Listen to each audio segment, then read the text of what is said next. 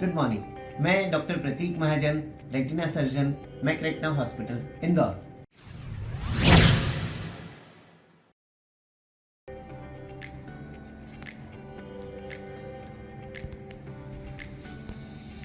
आजकल OCT एक common investigation हो गया है, जिससे हम एक्चुअली पर्दे की डिफरेंट लेयर्स को असेस कर सकते हैं और उसके बारे में ज़्यादा पता कर सकते हैं। आइए देखते हैं एक स्वेप्ट सोर्स OCT कैसे किया जाता है।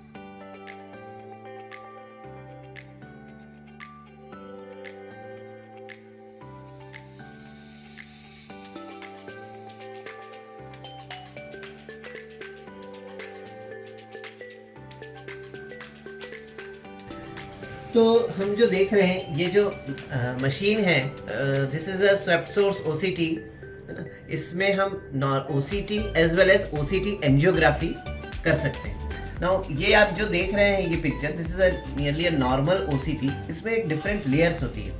फॉर एग्जांपल हम ये अगर बुक को देखें, इसमें एक डिफरेंट पेजेस है ना। इसी तरह रेटिना की 10 लेयर्स होती हैं।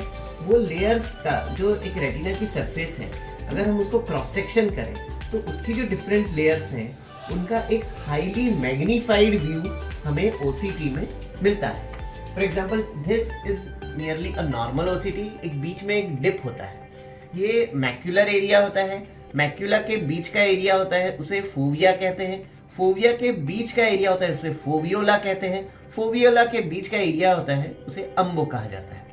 ये एक डिप है जो कि बेसिकली एक ऑप्टिक नर्व की स्टार्टिंग पॉइंट है, जो ऑप्टिक नर्व हेड होता है। डिफरेंट कंडीशंस होती है।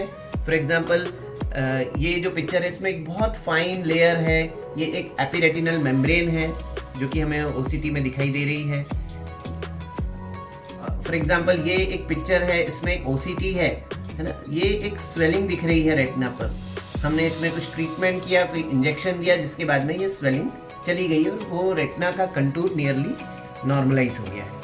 कुछ पैथोलॉजी होती है, जैसे कि हम देख सकते हैं ये भी एक रेटिना में स्वेलिंग आ रही है, अंदर कुछ पॉइंट्स दिख रहे हैं कि विट्रस के अंदर हेमरेजेस हैं। So basically this is a diabetic macular oedema. और अगर हम देखना चाहें, ये पिक्चर हमें बता रहा है जो हम इस मशीन में करते हैं OCT angiography. OCT angiography is a technique जिसमें ब्लड वेसल्स की स्टडी हो जाती है और बिना हाथ में से इंजेक्शन दिए, जैसे हाथ में से इंजेक्शन देके हम एक फ्लोरोसिन एंजियोग्राफी करते हैं, बट बिना हाथ में से इंजेक्शन दिए भी जो ब्लड वेसल्स की स्टडी होती है, इसे OCT एंजियोग्राफी कहा जाता है। तो इसमें हम ये देख सकते हैं कि ये ब्लड वेसल्स का पूरा आर्किटेक्चर दिख रहा है और यहाँ बीच में हमें एक मेम्ब्रेन दिखाई दे रही है। तो ये एक कोरोइडल नियोवास्कुलर मेम्ब्रेन है। सो इस तरह की डिफरेंट पैथोलॉजीज हम OCT मशीन में OCT एंजियोग्राफी के द्वारा और इन मशीन्स के द्वारा इनको असेस कर सकते हैं और फिर इस तरह से इनका सर्जिकली या इंजेक्शंस के द्वारा या लेजर के द्वारा इनका ट्रीटमेंट किया जा सकता है। ओके।